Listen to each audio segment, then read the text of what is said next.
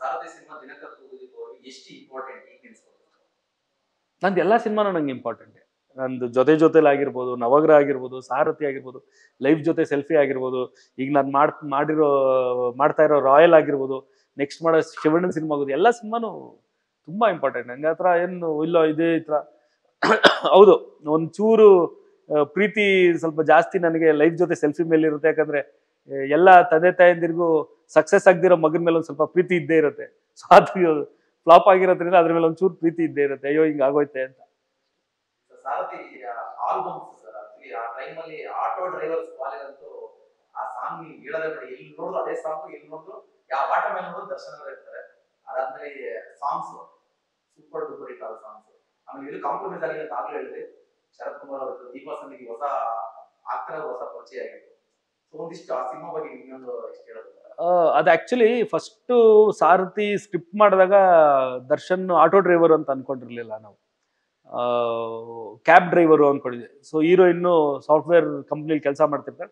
So cab driver ಆಗಿರ್ತಾನೆ. ಆ travelling ಅಲ್ಲಿ ಒಬ್ರಿಗೊಬ್ರು ಪರಿಚಯ ಆಗಿ ಲವ್ ಆಗೋ ಥರ ಬರ್ಕೊಂಡಿದ್ವಿ.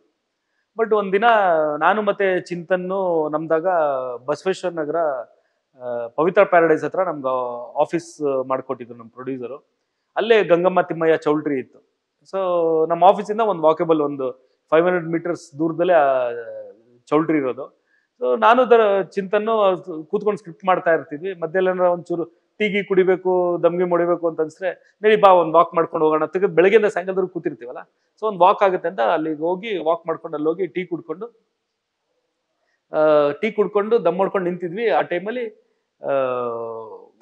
ಒಂದು ಆಟೋ ಬಂತು. ಆಟೋ ಬಂದಿದ ತಕ್ಷಣ ಆಟೋ ಮೇಲೆ ದರ್ಶನ್ ಫೋಟೋ ಇತ್ತು.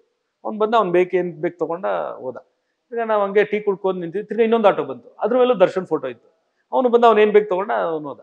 ತಿರ್ಗಾ ಒಂದು ಸ್ವಲ್ಪ ಹೊತ್ತಾದ್ಮೇಲೆ ತಿರ್ಗಾ ಇನ್ನೊಂದು ಆಟೋ ಬಂತು, ಅದ್ರ ಮೇಲೂ ದರ್ಶನ್ ಫೋಟೋ ಇತ್ತು. ನಾನು ಚಿಂತನ್ ಕಡೆ ಮಗ ನೋಡಿ, ನಾವು ಇಲ್ಲಿ ನಿಂತಾಗ 3 ಆಟೋ ಬಂತು. ಕೋಇನ್ಸಿಡೆನ್ಸ್ ಏನೋ ಗೊತ್ತಿಲ್ಲ, 3 ಆಟೋ ಬಂತು. ಬಟ್ 3 ಆಟೋ ಮೇಲೂ ದರ್ಶನ್ ಫೋಟೋನೇ ಇತ್ತು. ನಾವ್ ಯಾಕೆ ದರ್ಶನ್ನ ಆಟೋ ಡ್ರೈವರ್ ಮಾಡ್ಬಾರ್ದು? ಇದುವರೆಗೂ ದರ್ಶನ್ ಮಾಡಿಲ್ಲ.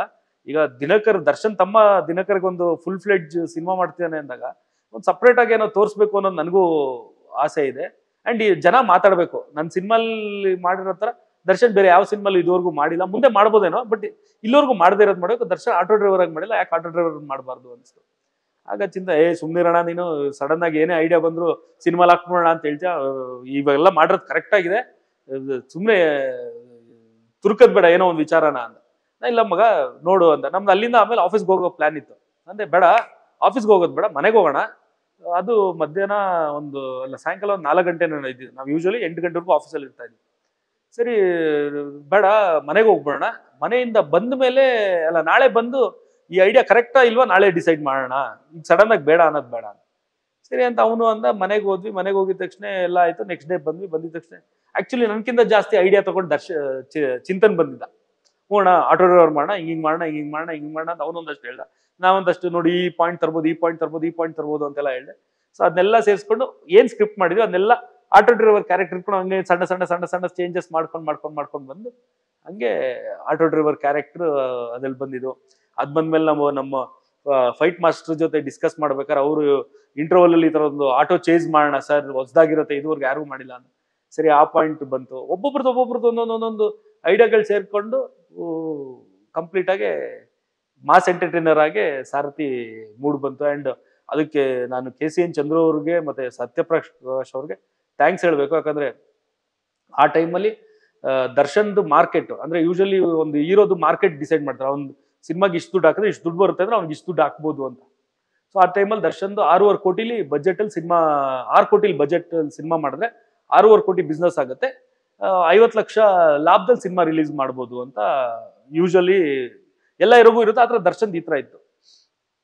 ಬಟ್ ನಮ್ದು ಸಿನಿಮಾಗೆ 8.5 ಕೋಟಿ ಖರ್ಚಾಗೋಗಿದ್ದಾಗ, ತುಂಬಾ ದೊಡ್ಡ ಅಮೌಂಟ್. 2.5 ಕೋಟಿ ಎಕ್ಸ್ಟ್ರಾ ಆಗೋದು. ಅದ್ರಲ್ಲಿ ಏನು ಅಂದ್ರೆ ಬಾಂಬೆ ಫೈನಾನ್ಷಿಯಲ್ ಪ್ರಾಬ್ಲಮ್ ಆದಾಗ ಅವರು ಎಕ್ಸ್ಟ್ರಾ ಇಂಟ್ರೆಸ್ಟ್ ಕಟ್ಟಿದ್ದು, ಅವೆಲ್ಲ ಸೇರ್ಕೊಂಡು 8.5 ಕೋಟಿ ಆಯ್ತು. ಇದನ್ನ ರಿಕವರ್ ಮಾಡೋದು ಅಷ್ಟು ಈಸಿ ಅಲ್ಲ ಸರ್.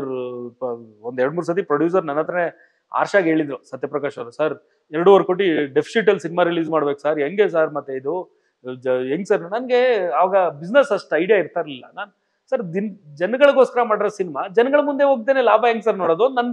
ನನ್ ಪ್ರಶ್ನೆ. ಅಂದ್ರೆ ಲ್ಯಾಕ್ ಆಫ್ ನಾಲೆಜ್ ಅಂತಾರಲ್ಲ, ನಂಗೆ ಡಿಸ್ಟ್ರಿಬ್ಯೂಷನ್ ನಾಲೆಜ್ ಇರಲಿಲ್ಲ, ಏನಿಲ್ಲ. ನಂದು ಆ ಜನಗಳಿಗೆ ಮಾಡಿರೋ ಸಿನಿಮಾ ಜನಗಳ ಮುಂದೆ ಹೋದ್ಮೇಲೆ ಗೊತ್ತಾಗುತ್ತೆ ಅದು ಇಟ್ಟು ಫ್ಲಾಪ್ ಅಲ್ಲಿ ಡಿಸೈಡ್ ಆಗುತ್ತೆ.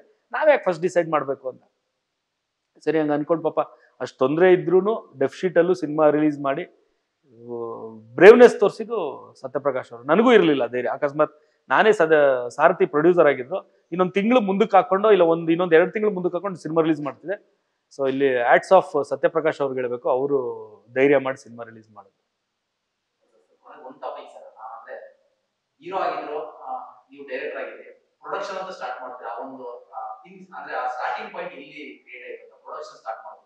ತೂಗುದೀಪ ಪ್ರೊಡಕ್ಷನ್ಸ್ ಅದು ಶುರು ಮಾಡಿದ್ದು 2006. ಪ್ರೊಡಕ್ಷನ್ ಸ್ಟಾರ್ಟ್ ಮಾಡೋಕ್ಕಂತ ಹಠ ನಂದೇ ಇದ್ದಿದ್ದು. ಯಾಕಂದ್ರೆ ದರ್ಶನ್ ಏನು ಅಂದ್ರೆ ಸಿನಿಮಾ ಇಂಡಸ್ಟ್ರಿಗೆ ನಾವು ದುಡ್ಡು ಹಾಕ್ಬಾರ್ದು, ಸಿನಿಮಾ ಇಂಡಸ್ಟ್ರಿಗೆ ಹೋಗಿ ನಾವು ದುಡ್ಡು ದುಡಿಬೇಕು ಅಂತ ಇದ್ದಿದಾಗ, ಅಂದ್ರೆ ದುಡ್ಡು ಹಾಕೋ ಲೆವೆಲ್ಗೂ ಆಗಿರ್ಲಿಲ್ಲ ನಾವು. ಸರಿ, ನನಗೆ ಅವಕಾಶಗಳು ಸಿಗ್ತಾ ಇರಲಿಲ್ಲ.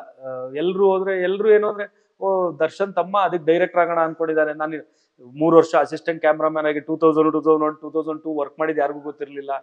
ಆಮೇಲೆ MS ರಮೇಶ್ ಹತ್ರ 3 ವರ್ಷ 2003, 2004, 2005 ಅಸಿಸ್ಟೆಂಟ್ ಡೈರೆಕ್ಟರ್ ಆಗಿ ವರ್ಕ್ ಮಾಡಿದ್ದು ತುಂಬಾ ಜನಕ್ಕೆ ಗೊತ್ತಿರಲಿಲ್ಲ. ಸೊ ನನಗೆ ಕೆಲಸ ಬರಲ್ಲ ಅಂತ ಅನ್ಕೊಂಡು ಪಾಪ ಯಾರು, ನಾನು ಅವ್ರದ್ದು ತಪ್ಪು ಅಂತ ಹೇಳೋದ, ಅವ್ರಿಗೆ ಅನ್ಸಿರ್ಬೋದು ಏನು ಕೆಲಸ ಗೊತ್ತಿಲ್ದವ್ರು ಹೆಂಗ್ ನಂಬಿಟ್ಟು ಸಿನಿಮಾ ಮಾಡೋದು ಅಂತ. ಬಟ್ ಎಲ್ರಿಗೂ ಒಂದೇ ಹೇಳ್ತಾ ಇದ್ದು, ಆಯ್ತು ನೀನು ನಿಮ್ಮ ಅಣ್ಣನ ಡೇಟ್ಸ್ ತಗೋ ಸಿನಿಮಾ ಮಾಡೋಣ ಅಂತ. ಇಲ್ಲಿ ನೋಡಿದ್ರೆ ನಾನು ಕೆಲಸ ಕಲ್ತಿದ್ದೀನಿ ಅಂತ ದರ್ಶನ್ಗೂ ಕಾನ್ಫಿಡೆನ್ಸ್ ಇರಲಿಲ್ಲ. ಹಂಗ್ ಮಾಡ್ಕೊಂಡು ನಾವೇ ಸಿನಿಮಾ ಮಾಡೋಣ ಅಂತ ಹೋಗಿ, ಅದೊಂದು ಬೇರೆ ಜರ್ನಿ ಬಿಡಿ, ಅದಕ್ಕೆ ಇನ್ನೊಂದು ಎಪಿಸೋಡ್ ಮಾಡ್ಬೇಕು ಜೊತೆಲಿ ಹೆಂಗಾಯ್ತು ಅಂತ. ಒಂದು ಜರ್ನಿ ಸರ್, ಅಂದ್ರೆ 25 ವರ್ಷ ದರ್ಶನ್ ಅವರ ಕೆರಿಯರ್ ಕಾಟೇರವರೆಗೂ ಬಂದಿದೆ. ಏನ್ ಹೇಳಕ್ ಇಷ್ಟಪಡ್ತೀವಿ? ಖುಷಿ ಆಗದೆ, ಅದು ತುಂಬಾ ಖುಷಿ ಆಗುತ್ತೆ. ಅಂದ್ರೆ ನಾವು ಈಗ ರಜನಿಕಾಂತ್ ಅವ್ರ ಕೆರಿಯರ್ಗೂ ನೋಡಿಲ್ಲ ನಾವು, ಅವ್ರು ಸೂಪರ್ ಸ್ಟಾರ್ ಆದ್ಮೇಲೆ ನೋಡಿದ್ದು. ಒಬ್ಬ 0 to ಹೀರೋ ಅಂತ ಏನು ನಾವು ಸಿನಿಮಾ ಮಾಡೋಕೆ ಒಂದು ಕಮರ್ಷಿಯಲ್ ಸ್ಕ್ರಿಪ್ಟ್ ಅಂತ ಹೇಳ್ತೀವಿ, ಯಾವನ್ 0 ಇಂದ ಹೀರೋ ಆಗ್ತಾನೆ ಅವನೇ ಅದು ಕಮರ್ಷಿಯಲ್ ಸ್ಕ್ರಿಪ್ಟ್ ಅಂತ. ಆ ರೀತಿಲಿ ಜರ್ನಿ ನೋಡಿರೋದು ದರ್ಶನ್ದೆ. 0 to ಹಸು ಸಾಕೊಂಡು ಹಸು ಸಗಣಿ ಬಾಚಾಕ್ತಿದ್ದವನು, ಲೈಟ್ ಮ್ಯಾನ್ ಆಗಿ ಕೆಲಸ ಮಾಡ್ತಿದ್ದವನು, ಇವತ್ತು ನೀವೇ ಅವಾಗ್ಲೇ ಹೇಳ್ದಂಗೆ ಲ್ಯಾಂಬರ್ಗಿನಿ ಓಡಾಡ್ತಿದ್ದಾನೆ ಅಂದ್ರೆ ಅದೆಲ್ಲ ಒಂದು, ಅದ್ ನೋಡಕ್ಕೆ ಒಂದು ಖುಷಿ ಆಗುತ್ತೆ, ಒಂದು ಮೋಟಿವೇಶನ್ ನಮ್ಗೆ. ಈಗ ಏನೇ ಆದ್ರೂ ಎಗ್ರು ಹಿಂಗಾಯ್ತು ಅಂದ್ರೆ ಹಿಂಗಾಗಿದ್ರೆ ಹಿಂಗಾಗುತ್ತೆ ಅನ್ನೋದು ಒಂದು ಜರ್ನಿ ಕಾಣುತ್ತೆ ಅದರಲ್ಲಿ. ಸೊ ಅದೊಂಥರ ಮೋಟಿವೇಶನಲ್ಲೇ ತುಂಬಾ ಜನ ಯೂತ್ಗೆ, ಇಂಡಸ್ಟ್ರಿಗೆ ಬರೋರ್ಗೆ, ಇಲ್ಲ ಇಂಡಸ್ಟ್ರಿಲಿ ಇಲ್ದಿರೋರ್ಗು ಇದೊಂದು ಕತೆನೇ, ದರ್ಶನ್ ಕತೆನೇ ಒಂದು ಮೋಟಿವೇಶನಲ್ ಸ್ಟೋರಿ. ಯಾರು ಏನ್ ಬೇಕಾರಾಗ್ಬೋದು ಫ್ಯೂಚರ್ ಅಲ್ಲಿ ಅಂತ ಪ್ರಯತ್ನ ಪಟ್ರೆ. Thank you so much sir. Thank you.